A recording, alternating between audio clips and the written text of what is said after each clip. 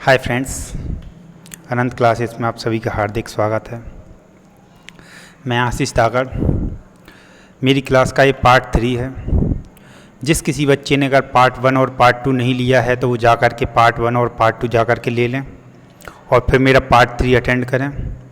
इससे हेल्प आपके लिए ये मिलने वाली है कि आपके क्वेश्चनों की संख्या बढ़ जाएगी और आपको मेरे क्लास का नज़रिया पता लग जाएगा। पार्ट 1 में मेरी क्लास का सारा इंट्रोडक्शन डला हुआ है कि मैं कब क्या कराने वाला हूं और कब क्या पढ़ाने वाला हूं, इन सब चीज़ों के बारे में पार्ट 1 में डला हुआ है।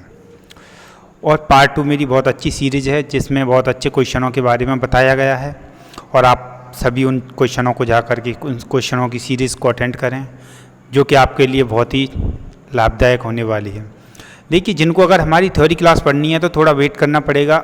2 या 3 दिन के अंदर अंदर मैं थ्योरी क्लास लेकर के आने वाला हूँ जिसमें हमारा फिजिक्स, केमिस्ट्री और बायोलॉजी यानी कि पीसीबी तीनों के तीनों सब्जेक्टों को बारी बारी से कंप्लीट करते हुए चलेंगे और बहुत अच्छी तरीके से डिटेल पढ़ाई जाएगी। उस क्लास को आप अटेंड करेंगे तो आपके लिए फ़ायदा यह होगा कि आप क्वेश्चन करने में सक्षम हो पाएंगे। जो मैं क्वेश्चन सीरीज यहाँ पर करा रहा हूँ आपको, इनको करने में आप सक्षम हो पाएंगे।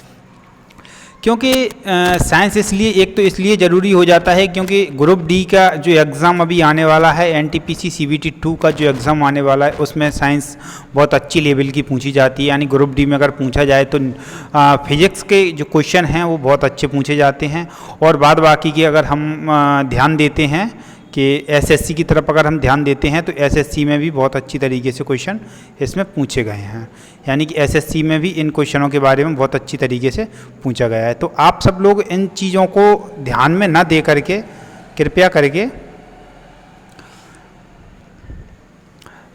एसएससी के बारे में अगर आप जानना चाहते हैं तो एसएससी में क्वेश्चनों की संख्या हर क्वेश्चन में अलग अलग, हर पे एग्ज़ाम में अलग अलग रहती है।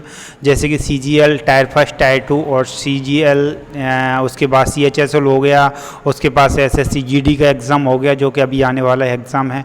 तो इन सब में क्वेश्चनों की संख्या अलग अलग होती है, लेकिन साइंस बहुत अच्छी लेवल की पूछी जाती है।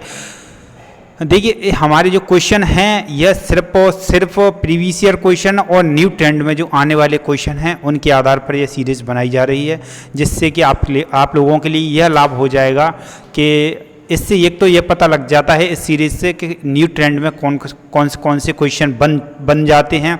यानी कि एग्जामिनर किस हिसाब से सोच रहा है और किस हिसाब से एग्ज़ाम बना रहा है, उसके बारे में आपको एग्ज़ामों के बारे में और आपको उन क्वेश्चंस के बारे में अच्छी तरीके से नॉलेज हो जाती है। और प्रीवियस ईयर क्वेश्चन भी इस सीरीज़ में आपको देखने के लिए बहुत अच्छी तरीके से मिलेंगे। तो आइए स्टार्ट करते हैं हमारे पहले क्वेश्चन के साथ में। तो आइए पहले क्वेश्चन पर ध्यान देते हैं।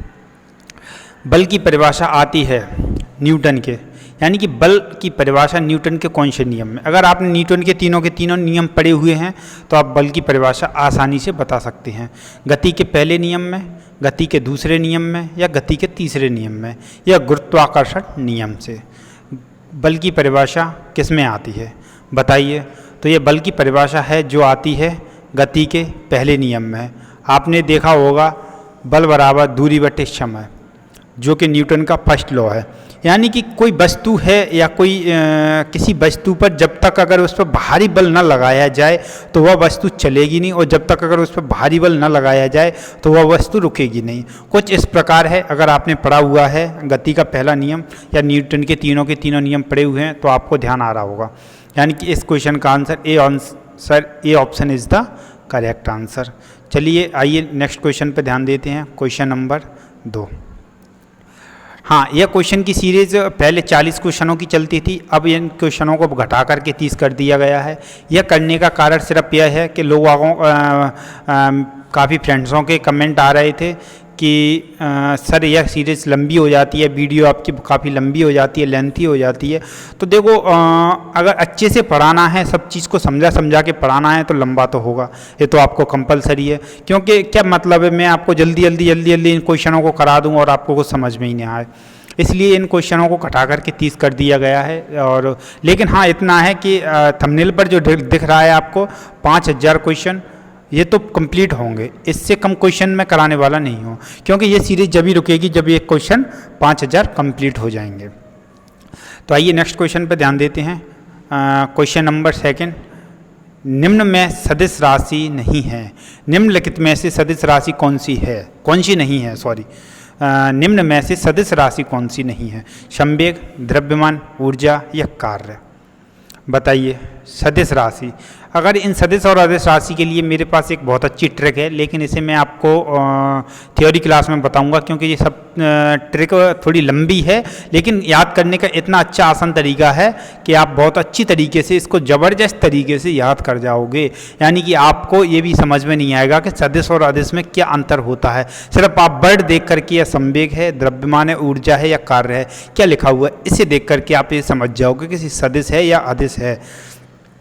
रटने की जरूरत नहीं पड़ेगी। तो आइए, निम्न में से सदिश राशि नहीं है। सदिश राशि कौन सी नहीं है, यानी कि जो अदिश राशि है वो कौन सी है इनमें से? द्रव्यमान, संवेग, ऊर्जा या कार्य? तो B option is the correct answer. कौन सा? B option is the correct answer. आइए नेक्स्ट क्वेश्चन की तरफ ध्यान देते हैं। क्वेश्चन नंबर 3, यानी क्वेश्चन नंबर 3 क्या बोलता है? क्वेश्चन नंबर 3 बोल रहा है, पढ़िए। वस्तु गर्म करने पर उसके अणुओं में, अणुओं में नहीं है यहाँ, अणुओं में, क्या है यहाँ पर? अणुओं में। टाइपिंग करते वक्त तो कुछ मिस्टेक हो जाती हैं, यानी कि अणुओं में नहीं है, वो अणुओं में है। क्या है? अणुओं में। यानी कि कोई वस्तु है, यानी कोई पदार्थ है, उसे अगर गर्म करते हैं, किसी पदार्थ को ले लो या किसी वस्तु को ले लो, बात एक ही है। अगर किसी पदार्थ को अगर हम गर्म करते हैं, उसमें हीट देते हैं, नीचे से कोई पदार्थ रखा हुआ है, उसमें अगर नीचे से हीट दी जा रही है, उसे गर्म किया जा रहा है, तो उसके अणुओं में क्या परिवर्तन होगा? यानी कि उसके अणुओं में क्या परिवर्तन होगा? उनकी अणुओं की चाल बढ़ जाएगी, ऊर्जा कम हो जाएगी, या भार बढ़ जाएगा, या भार घट जाएगा? क्या होगा इसमें, बताइए आप। क्वेश्चन नंबर 3 का आंसर, क्वेश्चन नंबर 3 का सही आंसर होता है ए, यानी कि इनकी अणुओं की चाल बढ़ जाएगी, क्योंकि अणु तापमान पर निर्भर करते हैं। जैसे जैसे तापमान बढ़ाएंगे, अणुओं की गतिज ऊर्जा भी बढ़ती जाती है। क्या होता है? अणुओं की गतिज ऊर्जा भी बढ़ती जाती है। जैसे जैसे किसी द्रव का तापमान बढ़ाएंगे, उसके अणुओं की गतिज ऊर्जा, यानी कि जो उनके बीच में जो बॉन्ड बना हुआ है, वो बॉन्ड टूटने लग जाता है, और उनकी गतिज ऊर्जा यानी कि ऐसे झुनझुन झुनझुन झुनझुन झुनझुन ऐसे करने लग जाते हैं, और वो अणु है ना, अणु एक दूसरे से आपस से दूर होते जाते हैं, और ये द्रव बन के, भाप बन के उड़ जाते हैं। जैसे कि आप पानी का एग्जाम्पल, पानी का ले लो। अगर किसी कटोरे में पानी भरा हुआ है, किसी बैनर में पानी भरा हुआ है, और आपने अगर उसमें नीचे से हीट दी, यानी कि पहले उनकी अणुओं में एक बॉन्ड बना हुआ था, सहसंयोजक बंध, अणुओं के बीच में सहसंयोजक बंध था, वो एक दूसरे से आपस में सटाए हुए रखा था। अब उनके बीच में क्या, अणुओं में अच्छी तरीके से हीट दी गई है। अब हीट के कारण उन अणुओं का बंध टूट गया, यानी कि वो अणु एक दूसरे से दूर दूर हो गए, वो भाप बन के उड़ गए, यानी कि वातावरण में वेपर बन गए, भाप बन गए, वो वातावरण में उड़ गए। तो यह है, इस कारण अणुओं की गतिज ऊर्जा की चाल बढ़ जाती, अणुओं की चाल बढ़ जाती है। आइए क्वेश्चन नंबर 4 का ऑप्शन, अशुद्धियों के कारण द्रव का क्वथनांक, यानी कि किसी कोई द्रव है हमारे पास में, कोई पदार्थ है, यानी कि द्रव है, उस द्रव में अगर अशुद्धि है तो उसका क्वथनांक, यानी कि उसका क्वथनांक यानी कि उबालना, क्वथनांक यानी कि उबालना होता है, यानी कि उसका क्वथनांक बढ़ जाता है, घट जाता है, वही रहेगा, या कोई संबंध नहीं है? बताइए। कोई द्रव है हमारे पास, तो उसके अंदर अगर अशुद्धि मिली हुई है, माना कि पानी है, पानी में अगर कोई अशुद्धि मिली हुई है, तो उसको अगर गर्म करेंगे तो उसका क्वथनांक, यानी कि उबलने का जो बॉइलिंग पॉइंट होता है, एक फिक्स बॉइलिंग पॉइंट होता है, तो वह क्या होगा, उसमें क्या परिवर्तन आएगा? अब इस चीज़ को बताइए, क्या परिवर्तन आएगा?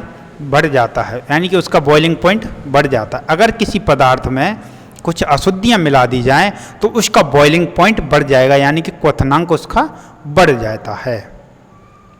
आइए नेक्स्ट क्वेश्चन पर ध्यान देते हैं। Next question, question number 5, question number 5, question को पढ़ो। लगभग 20 डिग्री सेंटीग्रेड के ताप क्रम पर किसी माध्यम में ध्वनि की गति अधिकतम रहेगी। क्वेश्चन को समझिए पहले। लगभग 20 डिग्री सेंटीग्रेड के ताप क्रम पर, 20 डिग्री का सेंटीग्रेड ताप क्रम पर किसी माध्यम में ध्वनि की गति अधिकतम रहेगी, यानी कि हवा में रहेगी, ग्रेनाइट में रहेगी, पानी में रहेगी, या लोहे में रहेगी? बताइए क्वेश्चन नंबर 5 का। तो ध्वनि की अधिकतम गति रहेगी, D option is the correct answer. किस में रहेगी? D option is the correct answer. आइए नेक्स्ट क्वेश्चन की तरफ ध्यान देते हैं। क्वेश्चन नंबर 6 कौन सा है? Question number 6। क्वेश्चन नंबर 6 क्या बोलता है?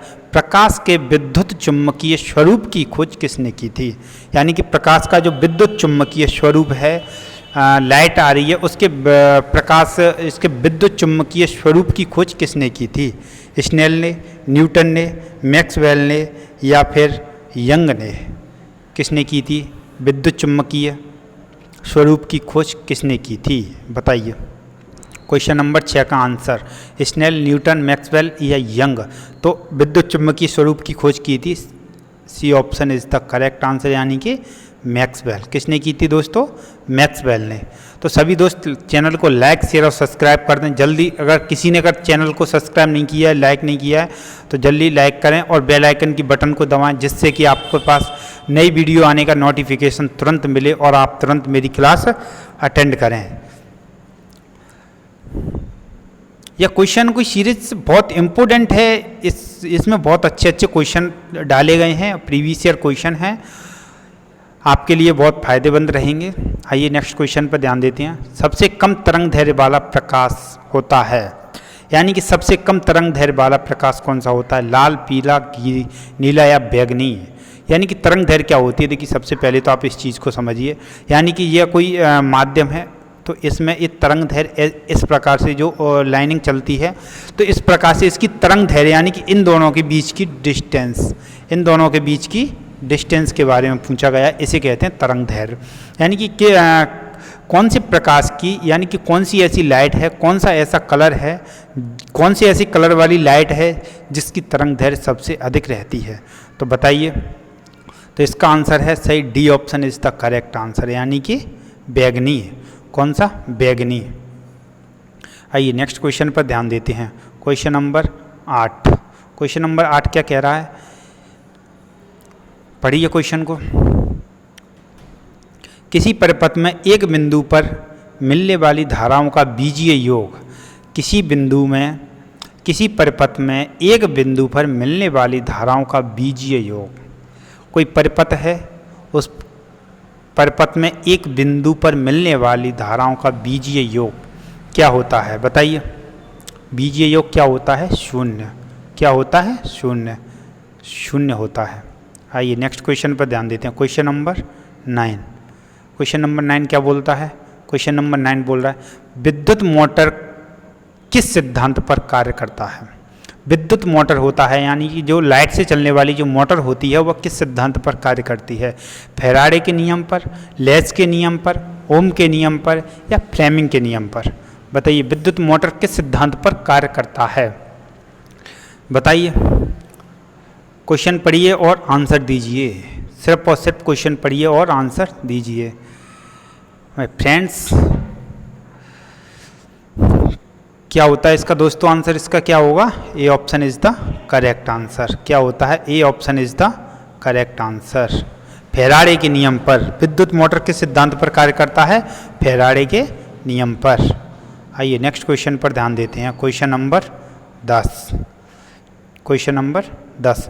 समस्थानिक परमाणुओं में, समस्थानिक जो परमाणु होते हैं उनमें प्रोटॉनों की संख्या समान होती है, न्यूट्रॉनों की संख्या समान होती है, न्यूक्लियनों की संख्या समान होती है, या सभी सत्य हैं?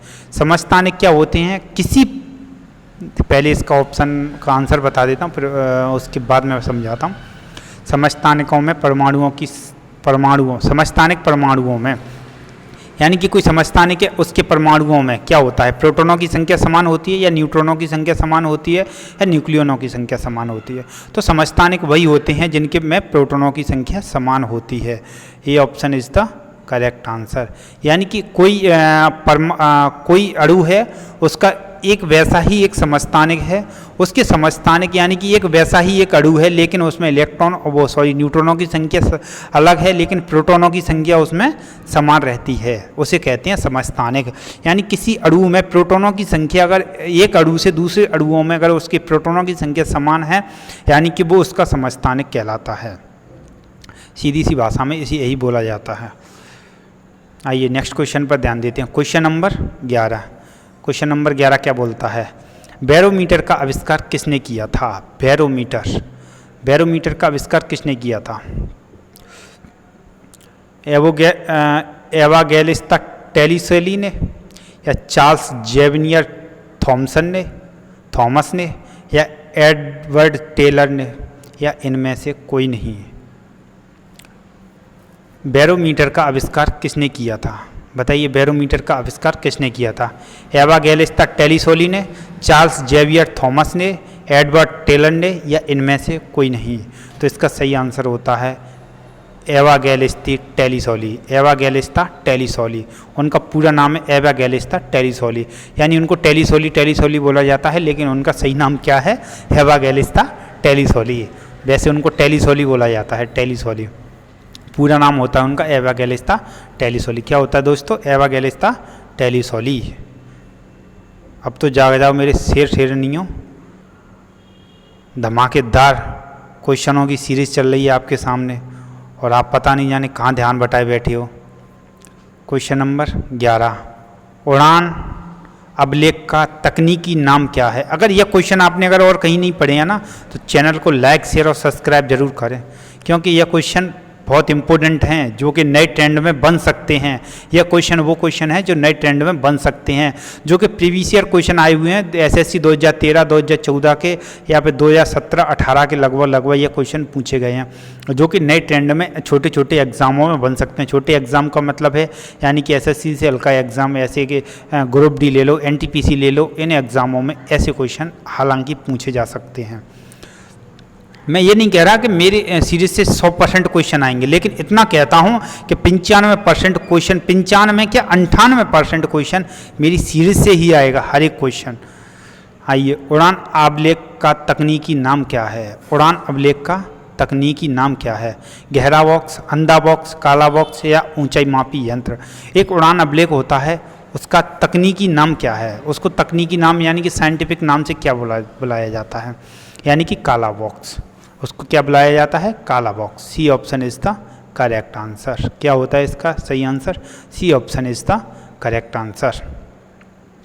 आइए नेक्स्ट क्वेश्चन पर ध्यान देते हैं। क्वेश्चन नंबर 13, 1 किलो राशि का वजन कितना होता है? 1 किलो राशि है, उसे कितने न्यूटन के बराबर होता है? यानी कि आप 1 किलो शक्कर लेकर के आए, दुकान से 1 किलो शक्कर लेकर के आए, उसमें आपसे अगर रास्ते में किसी बच्चे ने पूछ लिया जो कि इंटेलिजेंट है, जिसने अगर मेरी सीरीज अटेंड की हुई है, आप माना कि आपने ये मेरी सीरीज अटेंड कर ली, अब आपको पता है कि 9.8 होता है। कितना होता है? सॉरी मैंने बता दिया, सी ऑप्शन है इसका 9.8। 1 किलोग्राम राशि का वजन कितना होता है? 9.8, यानी कि न्यूटन के 9.8 के बराबर। अब आप कल जाना कहीं पर और कोई अगर 1 किलो शक्कर लेके आ रहा हो या 1 किलो किसी सामान को लेके आ रहा हो ना, तो इससे ये पूछना ये न्यूटन में कितना है, मुझे ये बता न्यूटन में कितना है। ये शॉर्ट हो जाएगा लड़का। अरे आप कहाँ पे पढ़ते हो? आपने ये सब चीज़ें कहाँ पे पढ़ी? क्योंकि इस चीज़ें हर कोई नहीं बताता। जो चीज़ें इस सीरीज में बताई जा रही हैं वो चीज़ें हर कोई नहीं बता पाता।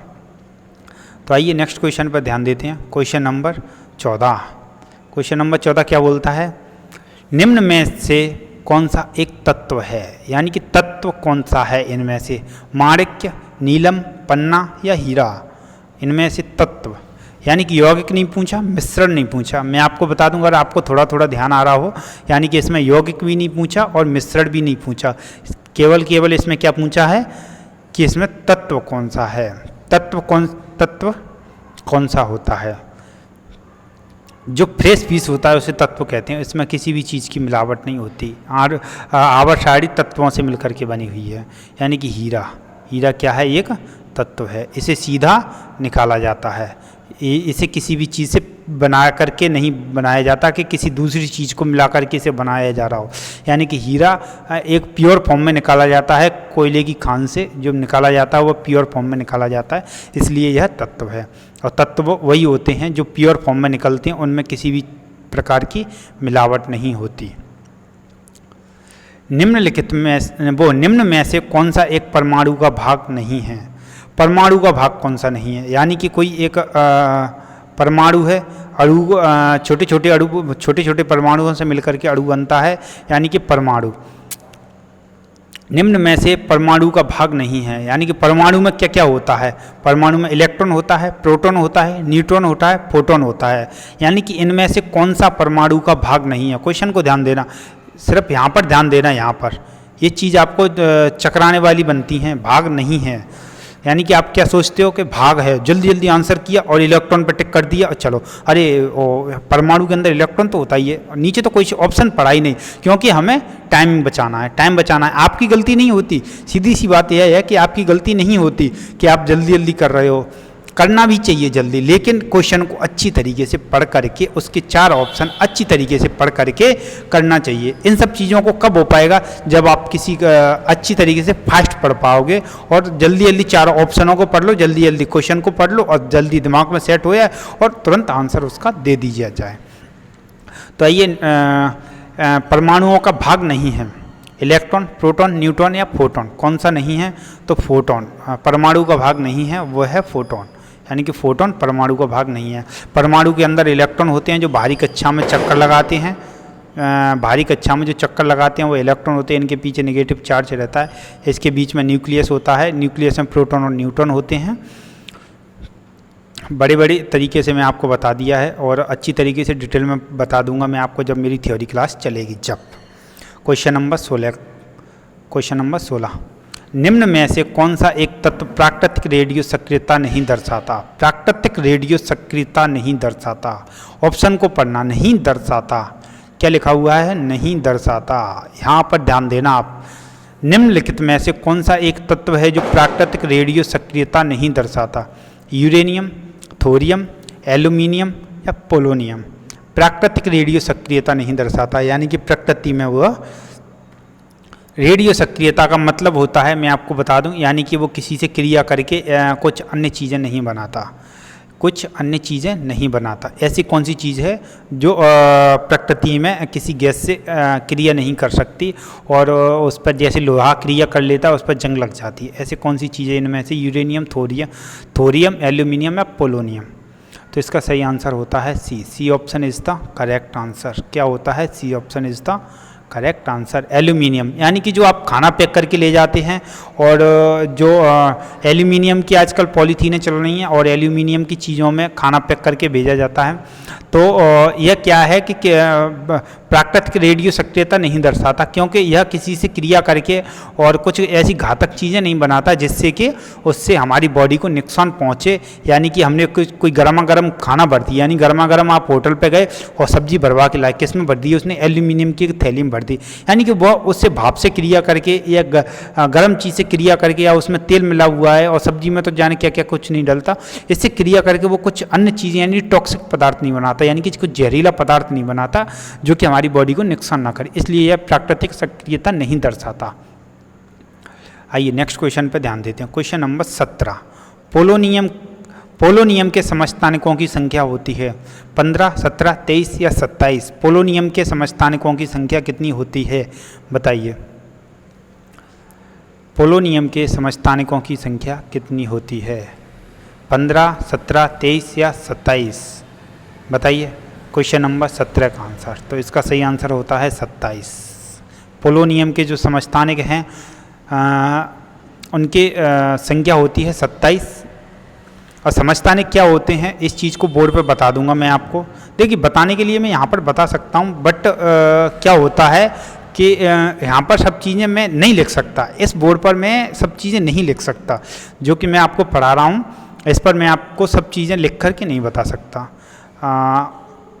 कुछ टेक्निकल प्रॉब्लम के कारण। लेकिन इस चीज़ों को आपको थ्योरी क्लास में मैं अच्छी तरीके से, बहुत बेहतरीन तरीके से, नए अंदाज में बता दूंगा। कार्बन टेट्रा क्लोराइड अणु की आकृति होती है, आड़ू लिखा हुआ है, आड़ू नहीं है यहाँ पर, अणु है। क्या है, अणु जी, आड़ू मत समझना इसको, यहाँ पर अणु कर लेना, अणु। कार्बन टेट्रा क्लोराइड अणुओं की आकृति होती है, यानी जो कार्बन टेट्रा क्लोराइड है, कार्बन टेट्रा क्लोराइड, उसकी अणुओं की आकृति होती है। यानी कि अणु किससे मिलकर के बने होते हैं, जरा ध्यान दीजिए आप, मैंने अभी बताया आपको, अणु किससे मिलकर के बने होते हैं, परमाणुओं से। किससे मिलकर के बने होते हैं, परमाणुओं से। परमाणुओं से मिलकर के अणु बनता है, अणु से मिलकर के बताइए कोई धातु या कोई तत्व, कोई धातु या कोई पदार्थ बनता है। जो पदार्थ बनता है वह अणुओं से मिलकर के बना होता है, छोटे छोटे अणु होते हैं, उनसे मिलकर के कोई पदार्थ बना हुआ होता है। तो कार्बन टेट्राक्लोराइड अणुओं की आकृति कैसी होती है बताइए, इसका सही आंसर, इसकी आकृति होती है चतुष्फलकीय। कैसी होती है? चतुष्फलकीय, यानी कि C option is the correct answer. देखिए मैं हर एक क्वेश्चन को एक बहुत अच्छी तरीके से बारीकी से बहुत डिटेल में बता रहा हूँ, और अगर फिर भी अगर आपको पसंद ना आए तो इसमें भाई मेरा तो कोई दोष है नहीं, क्योंकि मेरा तो कर्तव्य जितना बनता है उतना मैं आपको कर्तव्य करा सकता हूँ। और ये आपकी मर्जी कि आप पढ़ रहे हो या नहीं पढ़ रहे हो, मैं कहता हूँ कि पढ़ लो, यह वक्त है आपका पढ़ने का, वरना पछताओगे अपनी ज़िंदगी में कि हाँ कोई हमसे कहा करता था जो कि पढ़ लो, लेकिन हम फिर भी नहीं पढ़े, उसका फल आज हमें मिल रहा है। चलिए नेक्स्ट क्वेश्चन पर ध्यान देते हैं। इलेक्ट्रॉन त्यागने की प्रवृत्ति कहलाती है, इलेक्ट्रॉन त्यागने की प्रवृत्ति क्या कहलाती है? ऑक्सीकरण, अवकरण, उत्प्रेरक या अभिप्रेरक। यानी कि कोई परमाणु है या कोई परमाणु है, इसमें क्या है, बाहरी कक्षा में जो इलेक्ट्रॉन भरे रहते हैं, अगर यह किसी से रिएक्शन कर रहा है, यानी किसी से अपना संबंध बना रहा है, यानी किसी से ये अपने जॉइंटिंग कर रहा है, अपनी फैमिली बना रहा है, तो ये अपने इलेक्ट्रॉन त्याग रहा है। इलेक्ट्रॉन त्यागने की उस क्रिया को क्या कहा जाता है बताइए? ऑक्सीकरण, अवकरण, उत्प्रेरक या अभिकरण। उसको कहा जाता है ऑक्सीकरण। क्या कहा जाता है? ऑक्सीकरण, यानी कि A option is the correct answer. क्या कहा जाता है? ऑक्सीकरण। यह एक परमाणु है, इसमें बाहरी कक्षा में इलेक्ट्रॉन भरे हुए, इलेक्ट्रॉन पर ऋणावेश होता है, यानी निगेटिव चार्ज रहता है। आइए नेक्स्ट क्वेश्चन पर ध्यान देते हैं। नेक्स्ट क्वेश्चन है हमारा 21, सॉरी यह क्या हो गया यार, क्वेश्चन नंबर 20 कहाँ गया? सॉरी गलती से, पता नहीं, शायद या तो स्लाइड में आ नहीं पाया या फिर डिलीट हो गया होगा कुछ कारण, बस 20 नंबर का क्वेश्चन नहीं आ पाया। उत्प्रेरक विष होता है, उत्प्रेरक विष होता है, क्रिया निरोधक, स्व उत्प्रेरक, समांगी उत्प्रेरक या विषमांग उत्प्रेरक। उत्प्रेरक विष होता है, यह प्रीवियस ईयर क्वेश्चन है 2019 एसएससी सीजीएल टायर फर्स्ट। उत्प्रेरक विष होता है, क्रिया निरोधक, स्व उत्प्रेरक, समांग उत्प्रेरक या विषमांग उत्प्रेरक। बताइए क्वेश्चन नंबर 21 का आंसर बताइए। उत्प्रेरक विष होता है, क्रिया निरोधक, स्व उत्प्रेरक, समांग उत्प्रेरक या विषमांग उत्प्रेरक। सोचिए, इसके लिए मैं आपको वक्त दे देता हूँ, क्योंकि यह क्वेश्चन बहुत डिफ़िकल्ट है, आप सभी को नहीं पता होगा। मानता हूँ कुछ लोगों को आ रहा होगा, लेकिन हर किसी को नहीं आ रहा होगा। तो इसका सही ऑप्शन होता है B. B option is the correct answer, यानी कि स्व उत्प्रेरक। क्या होता है? स्व उत्प्रेरक। आइए क्वेश्चन नंबर, अच्छा वो बी 21 दो बार टाइप हो गया उसमें, हाँ 21 दो बार टाइप हो गया। मानव की आंत में पाया जाने वाला जीवाणु, यानी कि मानव की आंत में पाया जाने वाला जीवाणु है, यानी कि मानव की आंत में भी जीवाणु पाया जाता है, पशुओं की आंत में भी जीवाणु पाया जाता है। जो भोजन को पचाता है वह जीवाणु के कारण पचता है, और उसमें किण्वन होता है, यानी भोजन जो पचता है आंतों में जीवाणु रहता है, उसके कारण ही यह भोजन पच पाता है। तो इसका सही आंसर क्या है? कॉरिनोबैक्टीरिया, एसररीसिया कोलाई, एसररीसिया कोलाई, उसका पूरा नाम, कोलाई आप बोलते हो ना, उसका पूरा नाम एसररीसिया कोलाई, विब्रियो कोलाई या बैसिलस एंथ्रेसिस। देखिए ये पूरा नाम इसलिए लिखा, मैं कोलाई भी लिख देता, मुझे पता था कि आपने कोलाई पढ़ा हुआ है, मैं कोलाई भी लिखने वाला था, बट मैंने कोलाई इसलिए नहीं लिखा, क्या पता अगर कभी एग्जामिनर ने लिख दिया उसमें एसररीसिया अगर एग्जामिनर ने लिख दिया तो आप क्या करोगे? क्वेश्चन को स्किप करके आओगे? क्या आप उसका आंसर दे करके आओगे? नहीं, क्वेश्चन को स्किप करके ही आना पड़ेगा आपको, इसलिए मैंने पूरा नाम लिखा। उसका सही नाम वो शॉर्ट वो उसका वैसे आपको उसे कोलाई बोला जाता है। तो इसका सही आंसर क्या होता है? 21 नंबर का, मानव की आंत में पाया जाने वाला जीवाणु। बताइए 21 नंबर का सही आंसर। तो इसका सही आंसर होता है यही जो मैं अभी जब से आपसे चिल्ला के बता रहा हूँ। क्या होता है दोस्तों? एसररीसिया कोलाई। क्या होता है दोस्तों? एसररीसिया कोलाई। आइए क्वेश्चन नंबर 22 का।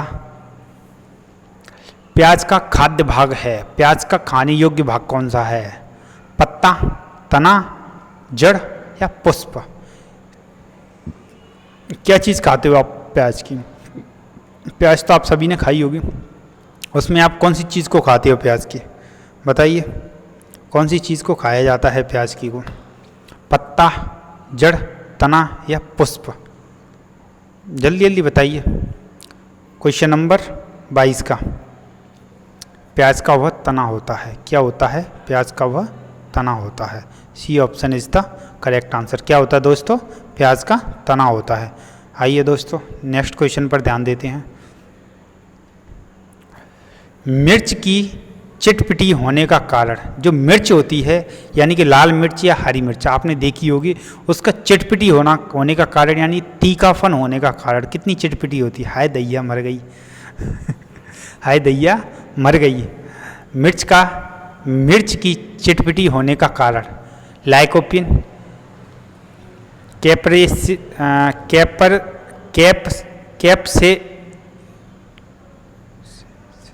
कैप्सेसिस या कैरोटीन या एंथ्रोसाइनिन? इसमें कुछ मुझे मिस्टेक लग रही है। कैप्सेसिस है, कैप्सेसिस है, इसको सही कर लेना। कैप्सेसिस है उसका सही नाम। कैप आदि पर इसमें है कैप्सेसिस है इसका सही नाम। कैप्सेसिन जो कैप्सेसिन लिखा हुआ है ना, वह प है ना, वो समय जुड़ा हुआ है, यानी कि जो प है यह आधा प समय जुड़ा हुआ है, इसका सही नाम कर लेना कैप्सेसिन। उसका सही नाम होता है कैप्सेसिन। लाइकोपिन, कैप्सेसिन या कैरोटीन या एंथ्रोसाइनिन किसके कारण होता है इसका तीखापन? तो इसका सही तीखापन होता है। क्वेश्चन नंबर 23 का आंसर बताइए। चलो सोच लो। मिर्च का चिटपिटी होने का कारण लाइकोपिन, कैप्सेसिन, कैरोटीन या एंथ्रोसाइनिन क्या होता है? बताइए। तो इसका सही ऑप्शन होता है, जब से मैं चिल्ला के बोल रहा हूँ आपसे, कैप्सेसिन। कैप्सेसिन के कारण मिर्च का तीखापन होता है, यानी कि मिर्च जो चिटपिटी होती है उसमें कैप्सेसिन होता है। लाइकोपिन, इसे भी बता दूंगा मैं आपको थ्योरी क्लास में, लाइकोपिन किस में पाया जाता है, कैरोटीन किस में पाया जाता है, एंथ्रोसाइनिन किस में पाया जाता है, क्योंकि जब ये चीज़ें चलती हैं उस वक्त इस चीज़ को बताने का नज़रिया कुछ अलग होता है। आइए नेक्स्ट क्वेश्चन पर ध्यान देते हैं। क्वेश्चन नंबर अपना 24। मोटर कार से उत्पन्न प्रदूषण जो मानव रोग पैदा करता है, यानी कि मोटर गाड़ियों से आजकल जो प्रदूषण हो रहा है जो मानव में रोग पैदा कर रहा है, वह कौन सा प्रदूषण है? NO2, SO2, PD या HG? Nitric oxide, sodium NO2, SO2 या HG? बताइए। मोटर कार में उत्पन्न प्रदूषण जो मानव रोग पैदा करता है, बताइए। तो इसका सही आंसर होता है B option is the correct answer, यानी कि SO2, जो कि मोटर वाहनों से आजकल निकल रहा है जो प्रदूषण, वह SO2 के रूप में निकलता है। आइए नेक्स्ट क्वेश्चन पर ध्यान देते हैं। नेक्स्ट क्वेश्चन है अपना 25 नंबर क्वेश्चन। सीलेंट्रेटा संघ को अन्य किस नाम से जाना जाता है? सीलेंट्रेटा जो संघ है उसको अन्य किस नाम से जाना जाता है? Coelenterata, Porifera, Ctenophora, Echinodermata, Hemichordata, Chordata, प्लेटीहेल्मिन्थी, एस्केल्मिन्थी, निमेंटोरा, इन सब यह संघ हैं जो जीव विज्ञान में, बायोलॉजी में बताए गए हैं। और इसमें सीलेंट्रेटा जो संघ है उसे अन्य किस नाम से भी जाना जाता है? प्रोटोजोआ, पॉरीफेरा, निडेरिया या Annelida? Protozoa, Porifera, Coelenterata, Ctenophora, Echinodermata, Hemichordata, Chordata? बताइए। सीलेंट्रेटा संघ को अन्य किस नाम से जाना जाता है? क्वेश्चन नंबर 25 का आंसर प्रोटोजोआ, पॉलीफेरा, निडेरिया या एनीलिडा, यानी कि सही आंसर होता है C option is the correct answer, cnidaria. Cnidaria, coelenterata को निडेरिया संघ भी बोला जाता है। आइए नेक्स्ट क्वेश्चन पर ध्यान देते हैं। ऑक्टोपस की भुजाओं की संख्या कितनी होती है? यानी कि ऑक्टोपस, कल क्वेश्चन आया था ना, ऑक्टोपस कुछ इस प्रकार से उसकी आकृति होती है, कुछ इस प्रकार से उसकी आकृति होती है। इसमें भुजाओं की संख्या कितनी होती है, यानी कि वह कितनी टोटल कितनी भुजाएं होती हैं? तो इसकी टोटल कितनी भुजाएं होती हैं बताइए आप, टोटल इसकी कितनी भुजाएं होती हैं? तो इसकी टोटल भुजाएं होती हैं 8। कितनी होती हैं? 8। ऑक्टोपस होता है उसमें टोटल भुजाओं की संख्या 8 होती है। कितनी होती है दोस्तों? 8। अंडा देने वाला स्तनधारी कौन सा है? ऐसा स्तनधारी जो अंडा देता है, क्योंकि स्तनधारी अंडा नहीं देते। चमगादड़, चींटीखोर, भेल, कटीला चींटीखोर, ऐसा कौन सा स्तनधारी है जो अंडा देता है? चमगादड़ बच्चे देती है, चींटीखोर, भेल स्तनधारी है। आपको बता दूं भेल एक स्तनधारी है जो कि बच्चे देती है। बच्चे देने जो बच्चे देती हैं वो स्तनधारी होते हैं, तो भेल बच्चे देती है इसलिए उसे स्तनधारी बताया गया है। तो चींटीखोर वो सॉरी कटीला चींटीखोर। बताइए 27 नंबर क्वेश्चन का सही आंसर होता है डी, यानी कि कटीला चींटीखोर। कौन सा है? कटीला चींटीखोर। नेक्स्ट क्वेश्चन की तरफ ध्यान देते हैं। क्वेश्चन नंबर हमारा 28 कौन सा है? Question number 28। क्वेश्चन नंबर 28 क्या बोल रहा है? मनुष्य के जीवन काल में दांत 2 बार किसे कहते हैं? 2 बार निकलते हैं। यहाँ पर 2 बार किसे कहते नहीं है, यहाँ पर लिखा हुआ है 2 बार निकलते हैं, यानी क्या लिखा हुआ है? निकलते हैं, निकलते हैं। क्या लिखा हुआ है वहाँ पर? निकलते हैं। यहाँ पर इसे काट लेना, किसे नहीं है। मनुष्य के जीवन काल में दांत 2 बार निकलते हैं, यानी कि ऐसे कितने दांत हैं जो अब मनुष्य के जीवन काल में 2 बार निकलते हैं? यानी कि दूध के दांत और अडल्ट दांत होते हैं वो अलग अलग होते हैं, यानी कि दूध के दांत अलग होते हैं और अडल्ट दांत अलग होते हैं। यानी कि एक बार सभी के दांत एक बार झड़ चुके होंगे, इतना तो पता है, सभी के दांत एक बार तो झड़ चुके होंगे। हाँ, तो कितने दांत हैं जो मनुष्य के जीवन काल में दोबारा आते हैं? बताइए। तो 20 दांत ऐसे हैं हमारे जीवन काल में जो दूध के दांत और फिर उसके बाद में अडल्ट दांत झड़ने के बाद में दोबारा निकल आते हैं। ऐसे 20 दांत हैं हमारे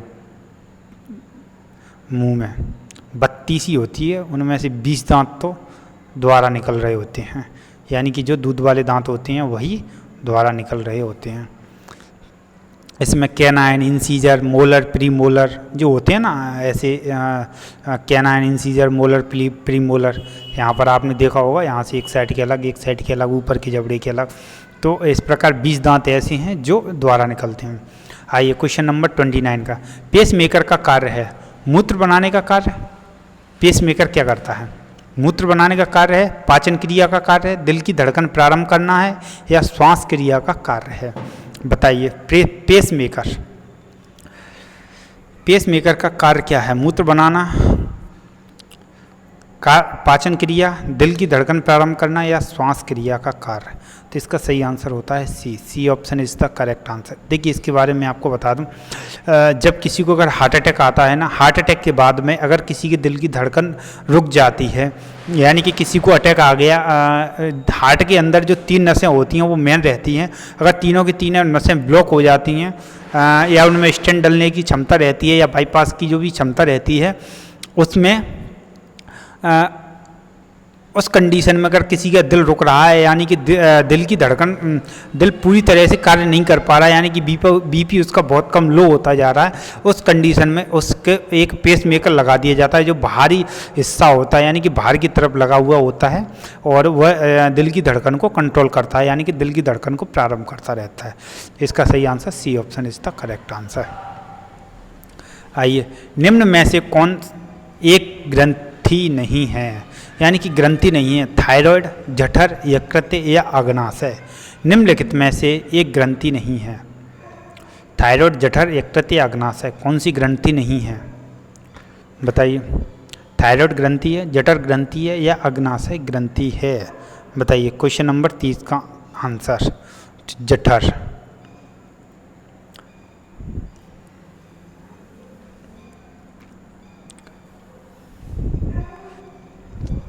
निम्नलिखित में से इसका B option is the correct answer. क्या है? B option is the correct answer. निम्नलिखित में से एक ग्रंथि नहीं है। थायराइड, जठर, यकृत या अग्नाशय, जठर ग्रंथि। मुझे इसका ऑप्शन कुछ गड़बड़ लग रहा है। क्वेश्चन नंबर 30 का ऑप्शन मुझे कुछ गड़बड़ लग रहे हैं यहाँ पर। निम्न में से कौन एक ग्रंथि नहीं है? थायराइड, जठर, यकृत या अग्नाशय। ऐसा करना, इसको मैं आपको कल इसे चेक करने के बाद में बता दूंगा। इसे अभी आप पेंडिंग में डला रहने देना। चलिए, तो यहाँ पर होती है हमारे क्वेश्चनों की सीरीज़ ख़त्म। तो नेक्स्ट क्लास में मिलते हैं। नेक्स्ट क्लास यही 30 क्वेश्चनों की सीरीज़ रहेगी और 30 क्वेश्चन बारी बारी से हम धीरे धीरे कवर करते हुए चलेंगे और हमें 5000 क्वेश्चन तक, यानी कि अपनी मंजिल तक पहुंचना है, जो कि हमारी 5000 क्वेश्चनों की है। अपनी मंजिल कितनी है? 5000 क्वेश्चंस, यानी कि हमें कितने पूरे करने हैं? 5000 प्लस क्वेश्चन, यानी कि 5000 से 5500 ही हो जाएं, लेकिन कम नहीं होना चाहिए।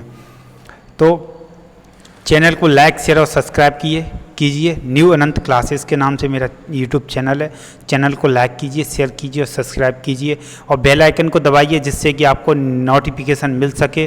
और जो भी गलतियां हो, जो भी अगर आपको कोई भी डाउट हो, मुझे कमेंट बॉक्स में बताएं। और जो भी आपको कोई परेशानी हो, कमेंट बॉक्स में बताएं। अगर आपको किसी बच्चे को थ्योरी क्लास पढ़नी है तो मेरी थ्योरी क्लास कुछ दिनों में स्टार्ट हो जाएगी और आपको संपूर्ण साइंस पढ़ाया जाएगा, यानी कि साइंस का पूर्ण ज्ञान आपको वहाँ पर दिया जाएगा। फिजिक्स, केमिस्ट्री, बायोलॉजी जिसमें रहते हैं, और इनको बारी बारी से कंप्लीट करा देंगे। पहले फिजिक्स, केमिस्ट्री, बायोलॉजी, यानी किसी भी सब्जेक्ट को रख लेंगे जैसा कि आप बोलोगे उस प्रकार। तो आइए मिलते हैं नेक्स्ट क्लास में। कल 10 बजे हमारी क्लास फिर आने वाली है। 10 या 10:30 पर मेरी क्लास ढल जाती है। तो मिलते हैं नेक्स्ट क्लास में। Okay, take care, love you, bye bye, good night.